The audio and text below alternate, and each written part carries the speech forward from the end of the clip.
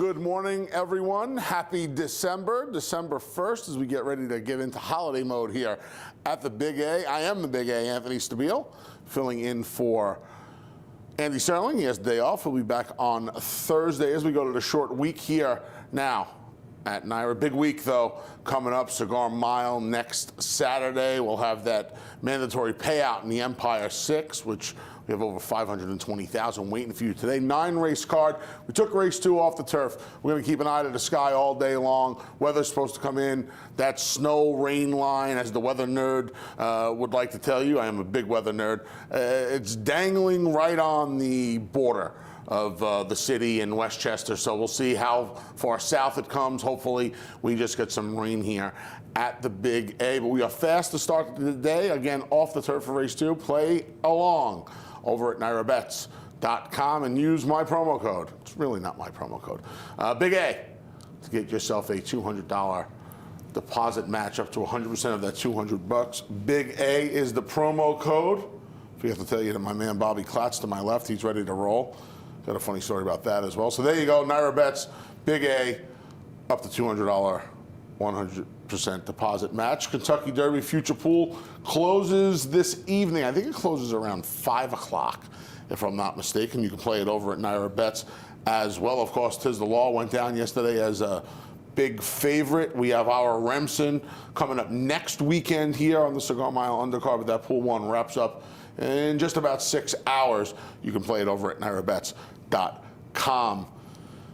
Speaking of that Empire 6, $520,913. It begins on the 9-race card in race 4, 20-cent minimum. Remember, take that whole pool down. You got to have a unique ticket.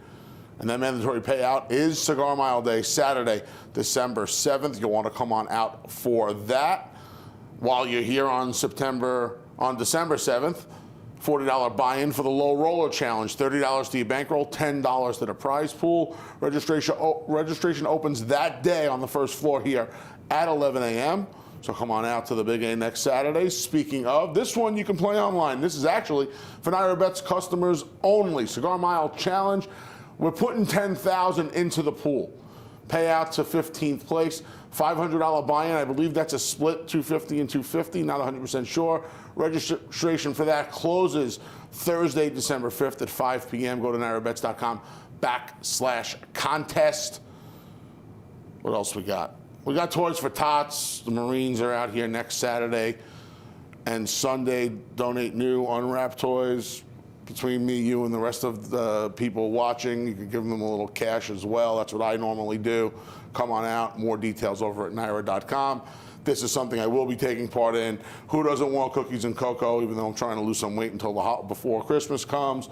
11 to 4, come meet the big guy himself and his helpers for a free holiday photo. I love dipping my cookies in cocoa. I'm sure Bobby Klatt does as well. We joked around last time. The next time we would need them is November 31st. It doesn't exist, but if it wasn't November 31st, it would be today, December 1st. So here's Bobby Klatt. Well, I have a tough time remembering what I had for breakfast 2 days ago. So I didn't know there was 30 days in November, but technically this is my 31st. So I was kind of right in my mind, 50-50. 30 days have November, April. 30 days in September, April, June, and November, I believe is how the old school song went. So. Okay. All right, let's get into it. We got 9 today. We'll kick it off with some maidens in the first $20,000 tags. Field of 9 stayed together. Even money right now on the 6, Shannon's Girl. This is something that Andy and David and everyone preaches. They're betting this horse off of turf races in a dirt race. You have her nowhere. I have her 4th. I worry that this field might just be weak enough for her to take advantage of on the surface switch, but you can't take her at even money. Even money really had the run of the races the last 2 or 3 times on the turf. The buyers are there on the turf, but drop down for 20 basically says to me that they're just trying to get rid of her, in my opinion, and they don't want to ship her down to fairgrounds or wherever they're going to go for the turf racing. To me, this is a complete value play against Shannon's Girl today, because if she's going to sit at even money, I'll take my chances with the 4 picks that I have up there. Yep, 2 races is where you landed. Her dry track form leaves a lot to be desired. A little rain would help her cause in the next 45 minutes. Well, and it started to sprinkle as of 15, 20 minutes ago when I was last outside. So it depends on how hard it comes down and how much moisture goes into the track. I did see that they were working on it as the tractors were going around. So they're prepared for it. We'll see how much seeps into it before this first race. I just think the overall numbers on the main track, it gives them a chance. It gives her a chance in here. I'm willing to take someone else other than Shannon's Girl. And I think 5-1 was an interesting morning line. And just has been facing tougher fields. I think it dropped down to 20, the lowest class. I know it's a state bred 40 and main special weight, but those are overall tougher fields in my opinion. All right, I went to Fundarella, who's either going to be on the lead or sitting off of Remembering Bobby, who's adding blinkers. I just want to take Fundarella, who hasn't had that many chances. See if she can work out a good trip. Maybe it's a Ford, second time in the barn of Rob Atras. This horse was favored last time for the state bred quarter, now in against Open 20. We'll see. Those were the 2 I wanted to focus in on. Maybe a little Shannon's Girl, maybe a little Causing Trouble. I will say one thing with It's a Ford. I did look up this stat. Rob Atras is 5 for 11 with 73% of the money, second off the claim, dirt sprints. So well, there you go. If you're a numbers guy, and I know our buddy Ernie Munich definitely is a formulator kind of guy, that's a big time stat in this field. All right, there you go. Trying to beat the favorite, Shannon's Girl, in race number 1. Race 2, off the turf. Off the turf. This one goes to a mile on the main track. Bunch of scratches in here, obviously. We still have a replay for you, though. Here's Spectator Sport and Dull Knife. Last time, just about 17 days ago, right here at the Big A. Well, and here's the difference of trips. Dull Knife was sitting on the inside, and this was a wall-to-wall finish. Spectator Sport had to go 7, 8 wide into the stretch, kept on running. If Spectator Drive brings his overall best races today, pretty good chance in here. But we've seen the inconsistency with this horse. Dull Knife never was able to get off the inside, and we'll see what happens overall. Yeah. He's obviously a player in here. One of the favorites later, Cat, comes out of here. He's obviously a player in here. You can't trust him. I think that's the right word for it. Mm-hmm. And he's a horse that has very little speed all of a sudden. So, not that he was ever he was never going to be confused with Holy Bull, but he kind of had some tactical speed early on in his career when Rob Atras had him, and the speed's kind of gone away. He's a must-use in here, though, in this off-the-turf race. I went to the other horse, Sergeant Drive, speaking of Rob Atras. This horse was in the thick of things last time when in this condition. Again, after trying some starter allowance foes, lost his rider mid-stretch. Thankfully, everybody was okay. Obviously, he's okay. Mm-hmm. He's coming back in 17 days out of that same race. I don't know. I thought it was one of these 2. Yeah, I completely agree, because with the scratch of later Cat, I thought the speed might disappear, but with Wayne's Footsteps staying in there, along with Smidge, you figure those 2 are going to be the ones that are going to be up on the front end. If they do get into a pace battle, maybe it does collapse for the horses like Sergeant Drive, Dull Knife, and Spectator Sport to clean it up. I think Smidge is the one that you want out of the speed rather than Wayne's Footsteps, just because of the sheer dirt numbers, but I think it's our main 2. Yeah, it's a strange race because of the scratches and stuff, and obviously ignore that morning line. It's going to be a lot different. The 2 horses we have on top of 2 horses we have 1, 2 are going to take a bulk of the money. That goes as race 2. Race 1 kicks off the early pick 5. Race 2, the early pick 4. And again, it was our only scheduled turf race of the day. It comes off the turf. Race number 3, 35 3-life claimers, going to go 6 furlongs. We have a scratch in here. It takes us down to a field of 6. I wonder just how much money this horse is going to take. Quick Entry. Speaking of horses on quick turnarounds, Quick Entry is coming back in just a week. Claimed from Jason Service by Linda Rice this afternoon, and you see here under Rod Ortiz Jr., she's just kind of playing with this field and runs away from them in the latter stages. Well, you figure it's breaking from the rail today. It's going to be a similar kind of trip for them, is to sit on the inside. The turf over the sloppy track, you never know. In an hour and a half's time, maybe we're dealing with that kind of track. It's an interesting race, but I mean, they waited till the 8th pole to really send this horse at all and really kicked away in the slop. Any sort of repeat in that type of race, I think this horse can be tough to beat. This isn't a pat on the back. I called that race, and I was really confused. Because one of my call was like a lot of chances in here because you couldn't tell. No. And then once they're out, asked this horse to run, it was all over. Coming back and knowing that this horse was being claimed from Jason Service, and coming back a week, Linda's numbers are good. The short numbers, the overall numbers you see in the DRF, she wins. She's 7 for 20 with this move within a week.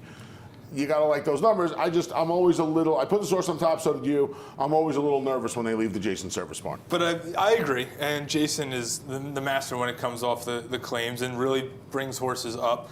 But I think this horse showed speed last time. But if you look back to this last year races, was able to rate, did put up a decent number when breaking his maiden. It's going to be a matter of how do Irad and this colt break. London House is going to be your other speed to the outside. Who's going to be able to get to the front?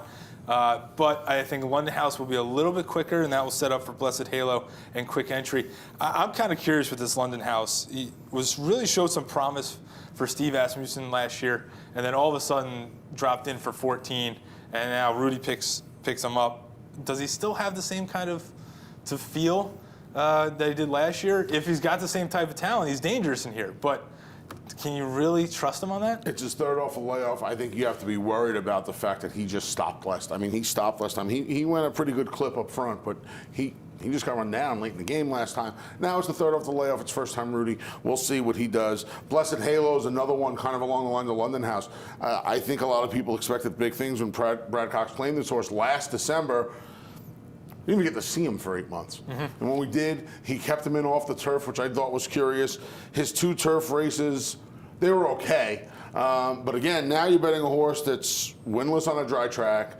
And quite frankly, is his form still there? I don't know if his form's still, especially on the dirt. I think he's more of a wild card if this race was on the turf, obviously, or if he was running on the turf, I should say. Probably have a little more confidence. I don't know on dirt. And that's another thing is, are people going to bet, like Shannon's girl right now at 6-5 in the early money, are they going to bet him off his turf form? His dirt form is okay, and we both have him second, but is it good enough to put him up top for the win? I don't see that. He also might be the kind of horse where you let the weather guide you with him. If we get some rain, he's probably a little bit faster on a wet track, and that might help his cause. Quick Entry goes 2 for 2 on a wet track, so yeah. He's run equally well on wet, on fast, probably a little faster on a wet track as well. So, which means you have to keep him in your pick 4s and pick 5s because you don't know when this weather is going to come. Yeah. So if it does become a sloppy track in a matter of an hour and a half, this is a horse that you can't leave out. No, I don't know if you can leave him out anyway. With the quick turnaround with Quick Entry. We'll see. Interesting way to start the card. The first 3. Here's the Empire 6 starts here in race 4, over 520,000 waiting for you as we have just 3 cards left before that mandatory payout next Saturday, December 7th. Have to imagine that Cigar Mile Day pool, if everything holds together, is going to be well into the millions.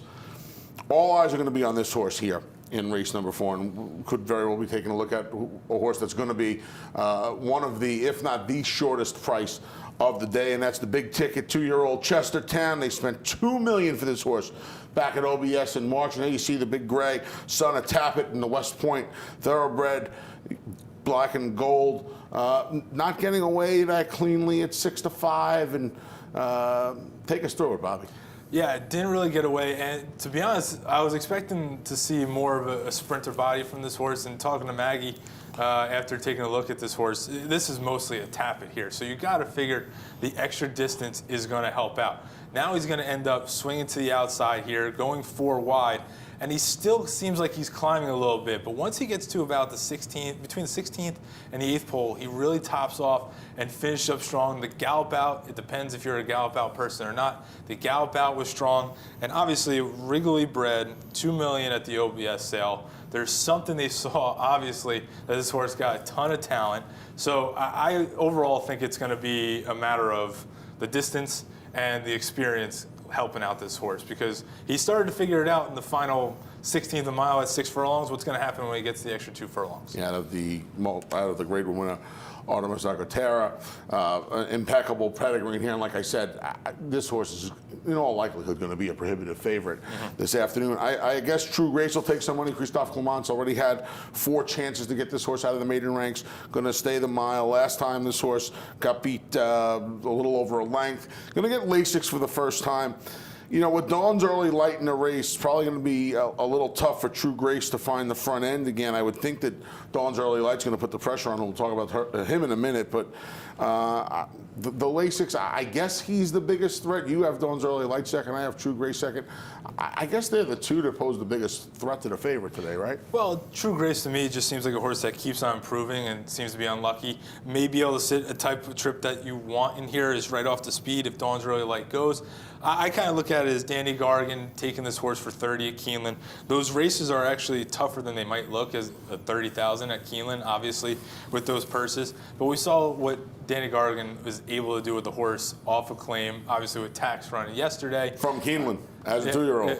Exactly. Same type of move. Obviously, I'm not comparing this horse to Tax whatsoever, but Tax ran an impressive race 3 months off the layoff yesterday against a horse. Yesterday. Performer was good yesterday.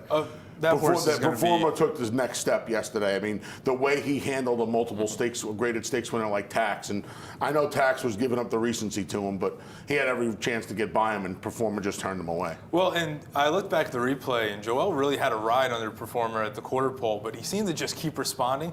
And I think the important thing was Tax engaged him right around the 8th pole. And I think Performer is such an athlete and such a competitor that Performer just kicked on. Back to this race, this is a Danny Gargan type move. He's winning at a 39% clip first off the claim. You can't ignore this horse, especially with the speed. If the slop, if it really gets bad, well, it depends on the horses. If they can handle the kickback, this horse is obviously going to be near the front end. So the distance, I don't think will be an issue. This horse is a half to My Happy Face, who was second in the Coaching Club American Oaks back in 2013. So the distance is in the family as well. I just think that's my alternative. Okay. All right. We'll see if Chestertown gets the job done as a big favorite. Empire 6 starts in race 4. Late pick 5 starts in race number 5. Rally Cap. This was Rally Cap back in May over at beautiful Belmont Park, getting the money. Claimed that day by the Cantamarcy stable, and this was just going to win in a common gallop in the slop. Came back, did not run well first off the claim, but was taken by Linda Rice, and now we haven't seen this horse for 5.5 months. Well, and this horse has been consistent on the work tab the last 3 times, going 36 and 3 works back, and then a nice easy minute and 2 back-to-back times. The thing is with this horse, dropping down from the 40 to the 14, first off a layoff. But who else do you want in here, in my opinion? I have Desert Light second, and I think that pretty much, so do you. I think that pretty much tells you where we are as far as race number 5 goes. Yeah. I mean, there's really not much else to say about these horses. Desert Lights, he's a nice enough horse, he just doesn't win. He's a check getter, he just doesn't win. Ari's Naughty Luca. If I'm being honest, I threw out the rest of the field. The only horse I left open was Rally Cap, but to have trust in Rally Cap at what's going to be 2 to 5 or 3 to 5, I don't have that. But where else do you want to go? And the pace setup seems to be Rally Cap is going to get an easy lead from these horses. A lot more speed if he's able to break off that layoff. Ari's Naughty Luca has that one race. Maybe Desert Lights hasn't been the same. He worked out a good trip that day, Ari's Naughty Luca, though, and he hasn't run anything close to that since. And Desert Lights, yes, you can look back to the summer form, but is he the same kind of horse that he was back in July and August? I doubt it. He's really Randy Prasad's barn. The horse is cutting back, and Randy Prasad's barn is heating up. I think those are the best things you could say about Desert Lights as we kick off the late pick 5 in race number 5. More maidens. Race number 6, 6 furlongs for the state-bred fillies. New York Supreme back here 3 weeks ago at the Big A on debut. Speaking of barns that are heating up, Gary Contessa, after having a bit of a quiet early part of the year, starting to heat up here as the action moved across town to the Big A. Here she is. She's got a big lead in the stretch. You don't like seeing this with maidens. In her defense, this was going 6.5 furlongs. She's going to get run down right on the money. Well, and also, we didn't show the break, but the break was a little slow on her part. She had to rush up. She's shown talent by going 22-3, 46-3 on a track that was really slow a few weeks ago. I just think overall the experience is going to help. This horse is a 1/2 to 2 winners with Fled, who's a 4-time winner, and She Takes Charge, who's running the 80 Buyers. The family's there, the experience is there. Javier Sticks. I just think this is the logical choice.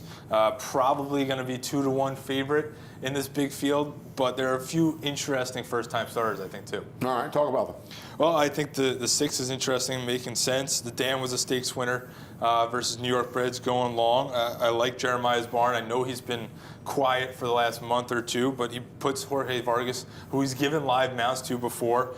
He's winning at a 28% clip there. I think the 8 having a party is interesting. The Dam was a grade 3 stakes winner and was placed in the 03 Prioress. 4 winners were mostly dirt sprints in there. I know Tom Proctor is not normally one to fire first time out, but the pedigree is there. There's a stable work tab. I kind of think that horse might be something to watch going forward, especially from that barn. But those 2 are, I think, the main pedigrees that I want to look at. Chad Brown has a first turn here. You never can ignore Chad. First time out in these state bred main special weights. I wanted to wait and see approach from this first foal. The Dam won first time out in the slop at Parks. So there is a chance there that might get a similar setup as Mom. But I wanted to wait and see approach with a Chad horse debuting in December. I wanted the runners. I wanted Dancing Kiki, who I put on top, just for the fact that she'll probably be twice the price as New York Supreme. I thought they had this race pretty much to themselves, unless one of the firsters can fire. Not that they were setting the world on fire, but unless one of the firsters fire, I think the 7-12 probably has to win this race. Aubrey Tate has had some chances too. I don't know if I want to go back to that well. And I guess Chad, Manny Petty, if one of the Firster nails them in here, I think it'll be Manny Petty. That's fair. Get it? Firster, Manny Petty. I got you. You got it? I got you. I thought you were going to save that for your call, but I forgot you don't have this race. That one, no. So we don't get cutesy in the calls. You can use it here. Yeah. But like you said, Aubrey Tate, I think last time was the chance against Homedale Park was the turf. So I know you got her in there 4th, but I want no part of her. She's had her chances. That's fair enough. Yeah, like I said, I was more about 7s and 12s in race number 6 kicks off the late pick 4 as well. Race number 7, 1 1/8. Love the 2-turn races. Let's take a look. Go back to beautiful Belmont Park again and take a look at the October 13th allowance contest here. Dupes Point and Daneberry. Daneberry found himself on a kind of a loose lead when they decided to raid Carthon this day. And he's just going to get beat by a streaking I Love Jackson for Linda Rice and drawing away. Well, you got to think with Daneberry, was loose on the lead that day, still couldn't finish out. You figured Turbulence is going to go second off a long layoff for Linda. Was very impressive last time. Dupes Point is the kind of horse that is just a plotter. I think the distance at 1 1/8 is going to help. Could be his great equalizer, right? Yeah, you figure he's a horse that's going to keep on going with the distance. No problem with the surface, run second both times on wet tracks. It's just a matter of, is there going to be enough speed for this horse to run into? Or is it just going to be another chance where you're going to get wide, might not have that same turn of foot as some of the others in here, and just might come up short? I think this is a horse you use underneath in exactas, tries, and supers for sure, because he's been consistent every single time. It's just a matter of, I don't quite see this horse getting on top. All right, you have Turbulence 4th. I have him 2nd. That was a nice effort off the layoff last time. Jose Lascano did a great job as well. This horse was coming back off the long break from March to November, just about 7 months. He didn't play any games. Put this horse right on the front end, took him flag faulted, that's all. That was going a mile. He has to get the second turn now, and he has to do it on just a 2-week turnaround. I don't love betting horses. I have them a little higher than you do. I don't love betting these horses on the quick turnaround. I think it's her. I think it's him or the horse we both put on top. Talk about Control Group. Control Group, I thought this was interesting. Jason Service is 9 for 25, 36% and 68% in the money with horses that are first off the claim in dirt routes. So right there, we've talked about earlier in the show that Jason Service is very good off the claim. This horse, 10 for 28 lifetime, 20 for 28 hitting the board. Ultra consistent. I'd say you throw away the last race and 3 back. You get rid of those completely. there's a pedigree there to really say that this horse can get the job done. The question is, are we going to see that form come back? Because 2 of the last 3 haven't been that really impressive of starts. Listen, we're going to run out of time if we don't get going. I'll say this. This horse is finally getting back around 2 turns, which I think is very, very important to his success. And Jason Service, leaving horses out of this barn out first time off the claim is bankroll suicide at this point. I mean, and this is a horse that has, turbulence has the upside. He has the blue sky. Going into this race, there's not a more talented horse or more accomplished horse than Control Group. And if I can get 5-2 or 3-1 against on him as the second choice, I'm going to take it and hope the 2 turns, the return to Aqueduct, and the fact that he's supposed to get a good trip off of Turbulence turns the tables today. Both of us have Control Group on top. The Fall Highway.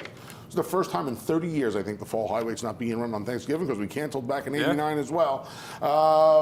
We got to start with the favorite. And Recruiting Ready, when all is said and done in here, I think he'll be closer to even money than the 9-5. David has him on the morning line. Here he is beneath the Twin Spires at Churchill Downs. This is the Bet on Sunshine. He's coming back in less than a month. Well, less than a month, but this was almost as easy as you can ask. And went 21 flat, 43-4 on the lead himself. If he runs anywhere near where he's been since June, basically 6 months, this horse is going to be extremely tough.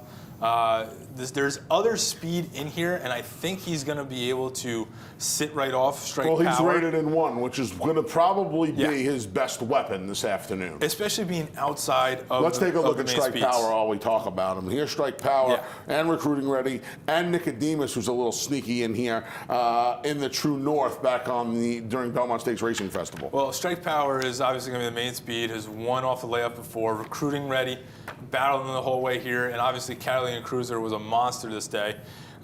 Nicodemus closed well. I worry about the 6 furlongs. I think he might want to go a little farther. But if there's a pace collapse, he's been consistent coming off the pace as well.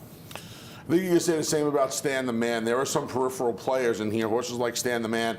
He's probably not at his best going the 3/4. Nicodemus probably wants a little more ground as well. I do like the fact they're both coming off layups. I like the fact that we have the option to run the 7/8 now here in the winter on the main. I think they'll have some fun here with horses like this in the winter. I just thought Recruiting Ready was going to be too tough. You have a little more faith in Strike Power than I do. I just think with him trying to set the pace and Recruiting Ready, he's just not going to let him get away. That's fair. Him hounding him and some other peripheral speed in here, I think it's going to be tough for him. I think he's a neat horse and a talented horse. We'll see if he can regain his old form. You also got Happy Farm there in second. Yeah, Jason Service entered both Happy Farm and Firenze Fire in the Fabulous Strike at Penn National on Thanksgiving Eve. Opted to run Firenze Fire there. He won in a common gallop. He runs Happy Farm here. I think he was weighted at 135 here for Firenze Fire. Not that I don't think it would have mattered against these horses. I just think he's better than them. And these horses are nice horses. I just think he's better than them. Yep. But Happy Farm, again, he claims this horse. First time out. Then he rattles off 3 in a row. He's getting a huge test in class in here, but he's the kind of horse that he has tactical speed. He can also sit off the pace. If a horse like Strike Power starts backing up, horses come to pick up the pieces. I think he could be one. He's 8-1 on David's morning line. I'm going to try and get him second on the price. That's fair enough, and it's the Fall Highway, so the weight break might be pretty key in there. Exactly. All right, we'll wrap it up with some more maidens, $30,000 claimers. I thought this was a real crapshoot. I want to use 1, 2, 3, and 6. Here you went with a 9 Summer Belief. Talk about him. Yeah, I wanted to throw away that last race on the turf for the most part. You go back to the maiden race, showed a lot of speed and went pretty fast there, going 45-3 with a field in there with include Power Move, who's now stakes place. Lake Avenue won as easy as a horse can possibly do. Here going 7 furlongs or a mile, I think, a few weeks ago. I think this horse dropping down for the 30 is the right caliber, right kind of class. Blinkers on, the speed's going to help. I just think this horse might be able to outrun them late in the day in the slop. But we'll see. I think it's going to be a bit of around the 4 or the 1 price, so I'll take him anywhere there. Fair enough. 1, 2, 3, 6 for me. The 6, Gary Gullo, Super 27, my top selection. You can play along any and all over at Naira Bets. Use not my promo code, Big A. There it is. I like to think it's yours. up to a $200 deposit match for new members only. Promo code Big A. Bobby, great job as always. We'll see you again soon. I'm going to make up another date because that was too much voodoo last time you showed up here on December 1st. My main man, John.